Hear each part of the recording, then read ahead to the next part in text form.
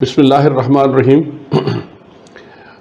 میرے پاکستانی بھائیوں اور بہنوں اور میرے دوسرے ملکوں کے بہن بھائیوں جو یہاں پہ مقیم ہیں، بیرون ملک سے یہاں عمان میں مقیم ہیں، بہت سے میرا تعارف نہیں ہے، لیکن جو لوگ مجھے جانتے ہیں میں تعارفاً گزارش کرتا ہوں۔ میرا نام ارشد علی خان ہے اور میں عمان میں ایک عرصے سے مقیم ہوں، اور پچھلے کچھ عرصے سے جب سے یہ کرونا کی وبا کے سلسلے میں ایک پوری دنیا کے میڈیا پہ ایک ہنگامہ بنا ہوا ہے اور ہر آدمی جو ہے وہ اپنی اپنی رائے دے رہا ہے، کچھ لوگ جن کا اس موضوع سے اختصاص نہیں ہے وہ بھی اس موضوع پہ بات کر رہے ہیں، اور جو لوگ اس موضوع سے مختص ہیں وہ بھی اپنی رائے دے رہے ہیں۔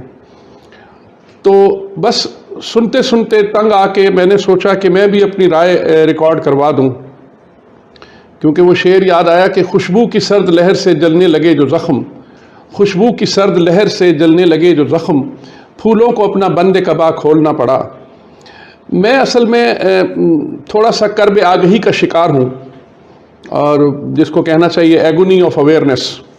تو ظاہر ہے کہ مطالعاتی طور پہ تو مختلف موضوعات پہ پڑھتا رہتا ہوں، لیکن اظہار رائے کے لیے کچھ بندشیں ہیں، کچھ دقتیں ہیں، کچھ کام کے سلسلے میں انسان مجبور رہتا ہے، پھر بات زیادہ کر نہیں پاتے۔ تو اب موجودہ صورتحال میں دل بھر سا گیا تھا، تو سوچا کہ میں کیوں نہ ایک پیغام کی شکل میں اوورسیز پاکستانیوں کی طرف سے اور خاص طور پہ اپنے عمان میں مقیم پاکستانیوں کی طرف سے میں اپنی رائے کا اظہار اس موضوع پہ کروں۔ تو اس سلسلے میں پھر آپ سے مخاطب ہوا ہوں۔ پہلی بات یہ میں گزارش کر دوں کہ میں نہ تو کوئی مولوی ہوں، نہ عالم ہوں، نہ کوئی ذاکر ہوں، میں ایک عام سا، ایک ادنا سا ایک مسلمان ہوں، لیکن ذہنی طور پہ میں اس بات کو سمجھتا ہوں کہ اسلام جو تھا وہ ہمیں جس طریقے سے سمجھانے کے لیے، جس تدبیر کے لیے، جس تعقل کے لیے، جس کے لیے دیا گیا تھا، ہم شاید اس پہ پوری طرح اتر نہیں پائے۔ ہم نے اپنے اپنے طور پہ، ہر دور نے اپنے اپنے طور پہ اسلام کی تفسیر کی۔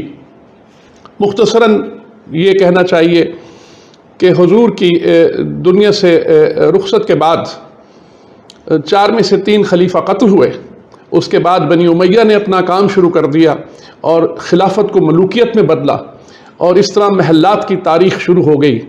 میں جب پہلی دفعہ شام میں گیا تھا کئی سال پہلے، تو میں نے جب اس کو دیکھا، وہ دربار شام جو کہ دربار یزید تھا، تو وہاں پہ مجھے اندازہ ہوا کہ بنی امیہ کو ملوکیت کی طرف جانے کا کیوں شوق ہوا، کیونکہ اس قدر پرشکوہ قسم کے محلوں میں وہ لوگ محلات میں پہنچ گئے تھے کہ وہاں پہ انہوں نے یہ جو کیپٹلسٹک سوسائٹی بنی ہے، یہ جو آپ کی سرمایہ دارانہ ذہنیت مسلمانوں میں آئی، اس کے بعد سے وہ ملوکیت آئی، اور پھر بنی امیہ کے بعد بنی عباسی، اور اس طرح پھر تاریخ اسلام میں مختصر وقت میں مختصر یہ بتاؤں کہ بادشاہی نظام چلتا گیا، اور اس بادشاہی نظام میں کتنے ائمہ معصومین کے قتل ہوئے، کتنے علماء کے قتل ہوئے، صرف اس بات پہ کہ بادشاہ وقت کی اطاعت نہ کی تو قتل کر دیے گئے، لیکن ان کے محلات بھی ختم ہو گئے، اور اس طرح پھر ہوتے ہوتے یہ دور آیا، تو صدیاں یوں گزر گئیں۔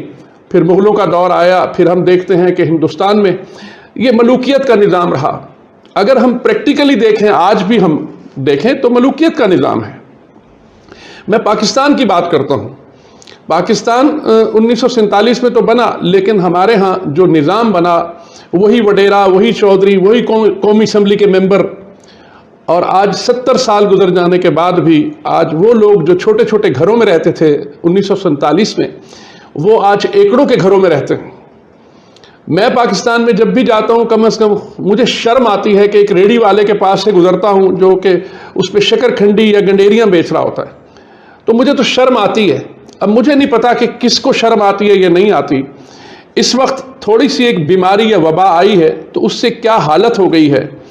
اب یہ جو ارب پتی ہمارے ہاں موجود ہیں، ان کو یہ خیال نہیں، کیا ان کی عمر میرے برابر نہیں؟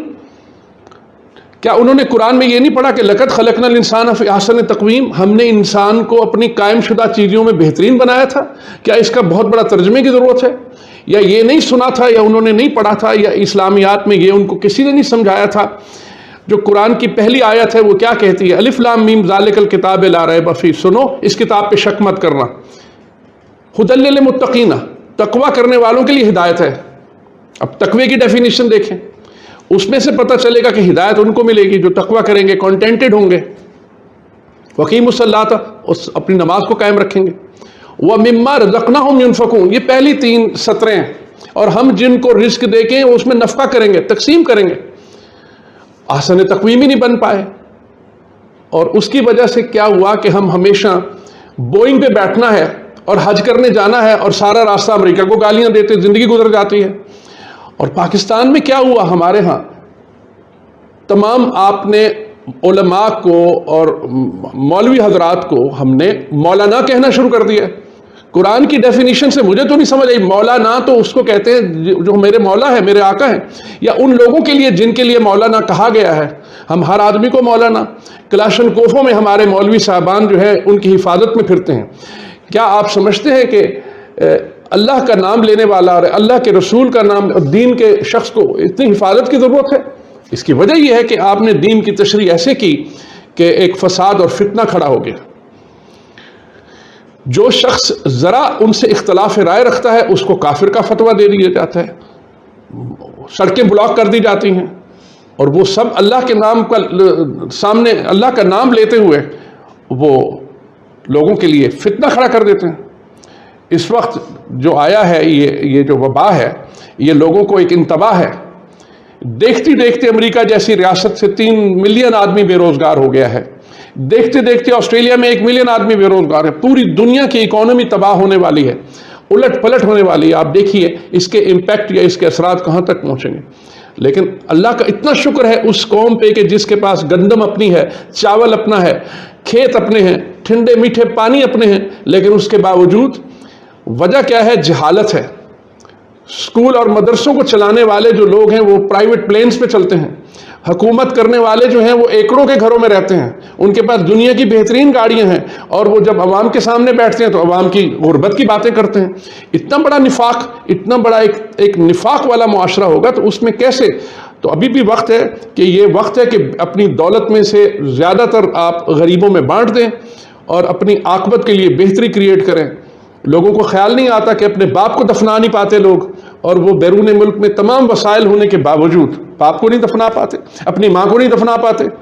یہ سارے انتباہ ہیں، یہ سارے وارننگز ہیں کہ انسان کو انسان بننا چاہیے، کہ یہ سارا انسان کو یعنی درد دل کے واسطے پیدا کیا انسان کو، ورنہ طاعت کے لیے کچھ کم نہ تھے کروبیاں۔ وہ تو سورۃ الرحمن میں اللہ پاک خود کہتا ہے کہ النجم والشجر یسجدان، سنو یہ جتنے ستارے ہیں اور یہ جتنے درخت ہیں یہ سجدے کی کیفیت میں ہیں۔ فَبِأَيِّ آلاءِ رَبِّكُمَا تُكَذِّبَانِ، رب المشرقین و رب المغربین، رب تو خود کہہ رہے میں مشرقین مغربین کا رب ہوں، تو ہم کیوں نہیں اس بات کو سمجھتے؟ ہم تعصب میں، فرقہ وارانیت میں اور تعصب میں اپنا وقت زندگیاں ضائع کر کے ایک دوسرے کو نیچا دکھانے کے لیے، ایک دوسرے کا قد چھوٹا کرنے کے لیے، میں دیکھتا رہتا ہوں کیونکہ اسی طرح عمر گزر گئی ہے۔ جو میرے ساتھ پڑھتے تھے لوگ، ان کو میں دیکھتا ہوں کتنے کتنے بڑے بنگلوں میں پہنچ گئے ہیں، وہ کس طرح پہنچ گئے ہیں، اس کے بھی سارے مشاہدات موجود ہیں، لیکن میں کسی کی ذاتیات پہ تبصرہ نہیں کرنا چاہتا، لیکن ہمیں اپنا محاسبہ کرنا چاہیے اور کچھ خیال کرنا چاہیے۔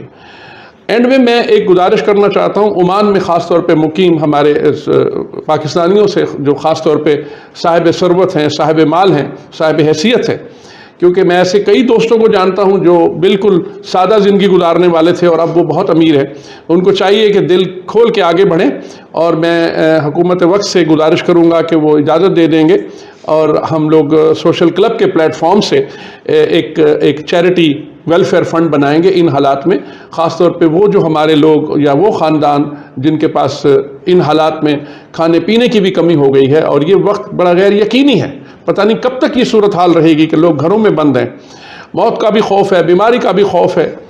وہ الحمدللہ اللہ تعالیٰ اپنا رحم کرے، دعا کرتا ہوں اللہم اغفر لنا وعافنا واعف عنا فی الدنیا والآخرہ، یا اللہ ہم پہ رحم کر دے، ہم پہ رحم کر دے، ہم پہ رحم کر دے، ہمیں اس آفت سے نجات عطا فرما، اس وبا سے اور اس ابتلا سے رحم کر دے، اپنا رحم فرما دے۔ تو انشاءاللہ ہم جو بھی خدمت ہوگی ہم سب مل کے کریں گے انشاءاللہ تعالیٰ۔ وما علینا الا البلاغ۔ تھینک یو ویری مچ، شکریہ، السلام علیکم۔